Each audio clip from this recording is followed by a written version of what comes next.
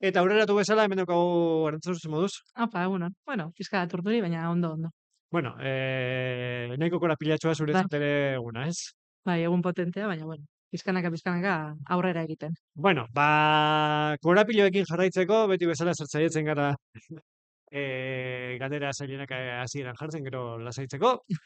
Bueno, Amurrioko udal batzan, izan duzue halako eztabaida bat, ez? EH Bilduk oposizioko taldeak Mhm. proposatu zuen kanpo auditoretza bat egitea, kontratuak berrikusteko, eta baina bueno, udal osoko bilkura horretan eta udal gobernu taldeak, kontrako bozka eman zuen. Zergatik erabaki zenuten horrela Bai. Bueno, aurreko astean izan zen, zuk aipatutako osoko bilkura eta bozkaketa hori, eta nik uste dut garrantzitsua dela lehenengo pizkat gaia edo kokatzea, ez? EH Bilduk zuk esan duzun bezala, kanpoko auditoria bat eskatu zuen, erreparoen txosten bat aitzaki moduan mahai gainean jarriz. Eta guk esesko bozka plazaratu genuen, orain azalduko dudanagatik, ez? Erreparo txostena baliabide arautu bat da, legala da, eta oso ohikoa da. Urtero udaletxe edo udal guztietan ematen den baliabide bat da. Udal ikuskatzaileak egiten duen, ez? Hori da, diru kontu hartzaileak burutu beharreko protokolo bat da, batez ere, udal kudeaketa seriotasunez eta ondo burutzen ari dela ziurtatzen aldera, ez? Eta hori, kontu hartzaileak urtero emandako erreparoen txostena jaso behar du, eta osoko bilkurara eraman, azalpenak eman ahal izateko eta horren bozka bideratzeko. Eta hori da Amurrion egin dena. De hecho, azken erreparoen txostena aintzate hartuta edo aitzaki moduan atera zuen Bilduk, baina horrek argi adierazten du, txosten honek argi adierazten du Amurreko udalaren kudeaketa bide on hartu duela, seriotasunez egiten dela eta kudeaketa oso ona egiten ari garela, batez ere azken urtetako erreparoen txostena aztertuz gero, ikusten dugulako erreparoen kantitatea edo kopurua gutxitu eta murriztu egin dela. Horrek esan nahi du, gero eta kudeaketa gardenagoa dela eta arduratsua izaten ari dela. Horregatik gure bozka kontrakoa izan da, batez ere haiek aipatutako erreparo bat konkretuki egoera zehatz bati erantzuten diolako, ez? Bueno, udaletxean garbiketa zerbitzuen kontratazioa dela eta aldaketa bat egin da, orain Indesaren bitartez egingo da, eta aldaketa horrek administratiboki suposatu du kontratu horiei oreka bat eman behar zitzaiela, luzapena eta eraginkorrak benetan izan ahal izateko, eta horri buruzen erreparoa, ez? Baina ikusten dugu EH Bilduk momentu honetan igual Amurretarron ongi izatearen alde lan egin beharrean, igual hauteskundeak buruan dituztela eta estrategia politiko bat nolabait martxan jarri dute, Laudioko eredua Amurriora luzatu nahian, Laudioko udalean kanpoko auditoria bat martxan jarri behar izan da, beste asunto batzuengatik, eta hori luzatu nahi izan dute Amurrioko errealitatera, ez dakit, mesfidantza edo zabaldu nahian, baina gure errealitatea ez dauka zer ikusirik. Lehen esan dudan bezala, erreparoen txosten hori araututa dagoen zeozer da, udaletxe guztietan ematen den zeozer, eta batez ere, hori gardentasuna bermatzen duen protokolo bat dela, ez? Eta gu zentzu honetan lasaitasunez lanean gabiltza, seriotasunez, eta horrela jarraituko dugu, horregatik gure bozka ezezkoa izan zen. Gure kontu hartzailearen lana babesten dugulako, eta hori tramitazioak eta lanak ondo egiten direla ziurtatzen duelako. Ja, aurreratu duzu, bigarren galderan landu behar nuena, Indesaren kontratua. Orduan beste gai batean sartuko gara, zehazki etxebizitzan, etxebizitzaren arloan, udalak jorratuko dituen hildo estrategikoak ja nolabait aurkeztu dituzue, zer da aurten aurrekusi duzuena esparru horretan? Guztiok nik uste dute guztiok bat egiten dugula, ez? Gizartean kezka nagusiena edo nagusienetariko bat zoritxarrez orain Amurrion espreski, baina Aiaraldean beste kezka batzuk ditugu, baina etxebizitza kezka handienetariko bat da, eta horrela hartzen dugu guk ere, bat egiten dugu kezka horrekin, eta instituzioa garen heinean, erantzunkizun bat ere dagokigula argi daukagu, eta horregatik neurriak mahai gainean jartzeko ardura jasotzen dugu eta martxan jarri gara. Zentzu horretan, etxebizitzaren aurrea dagoen problematikari aurre egiteko, edo, behintzat panorama pizkate argitzeko, lau ildo nagusi bereiztu ditugu.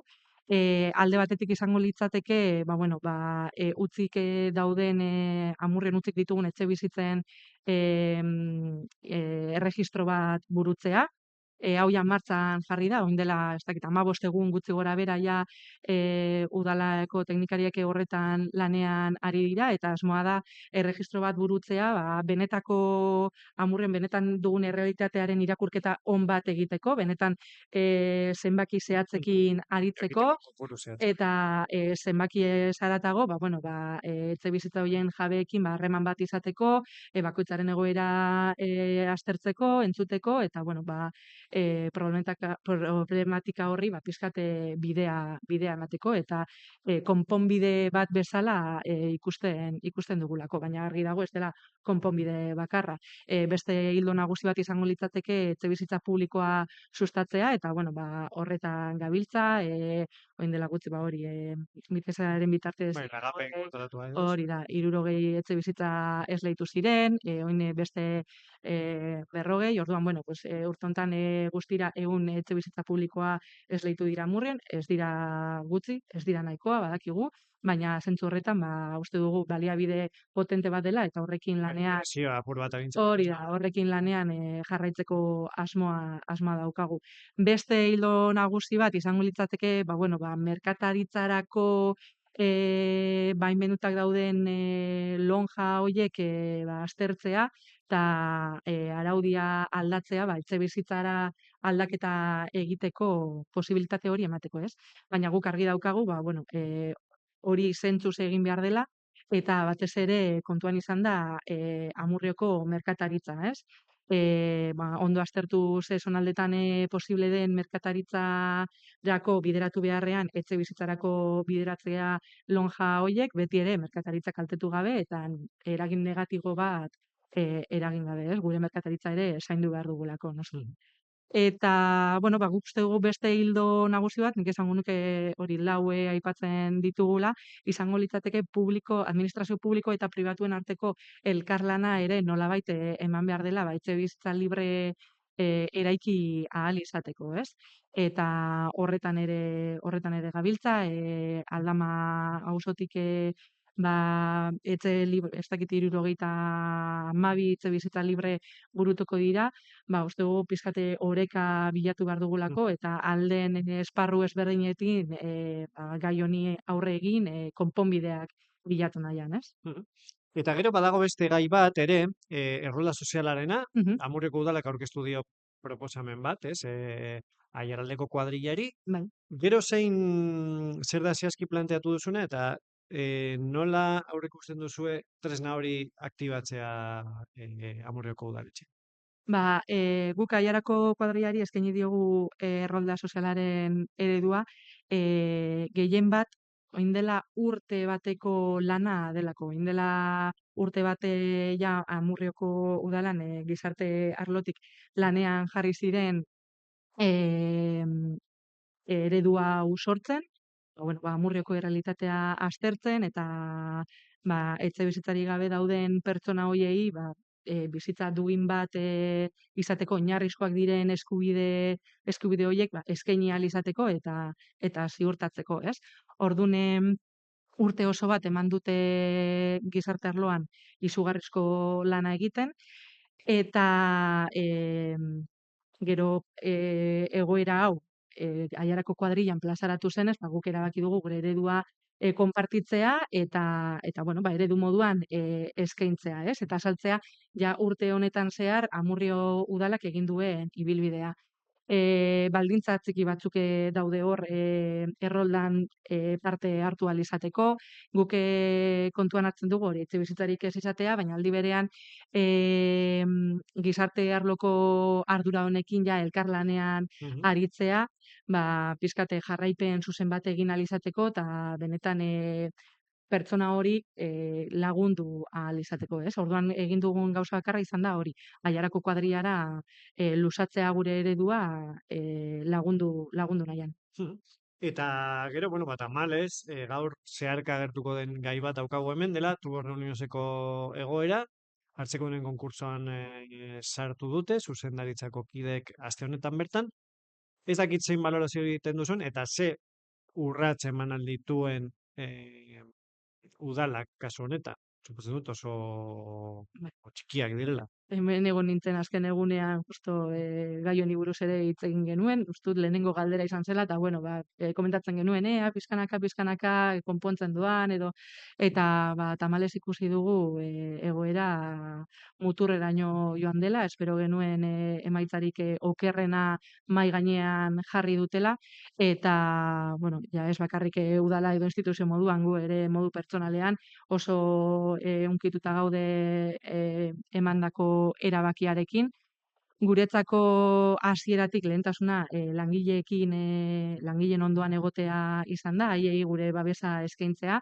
Horrela adierazi dugu Eusko Jaurlaritzarekin egin diren bilera guztietan presente egoten, Foru Aldundian egin diren bilerekin presente egoten, Amurreko alkateak ere etzerra Europara joan zen, eskuetan edo eskuragarri genituen aukera guztiak edo ate guztiak behintzat jotzeko asmoarekin, hori, konponbideren bat bilatu nahian, ez?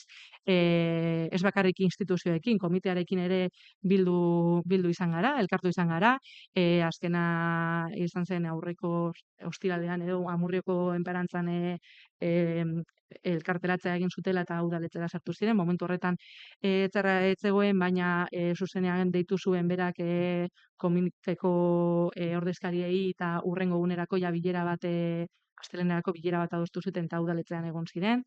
Orduan, gure babesa hasieratik plazaratu dugu, adierazi dugu, eta momentu honetan horrekin jarraitzen dugu, ez? Gure babesa adierazten. Guretzako ezinbestekoa da eta gure lehentasunik nagusiena da lanpostu guztiak zaintzea, mantentzea, ez galtzea bat ere ez, eta tubos ez iztea.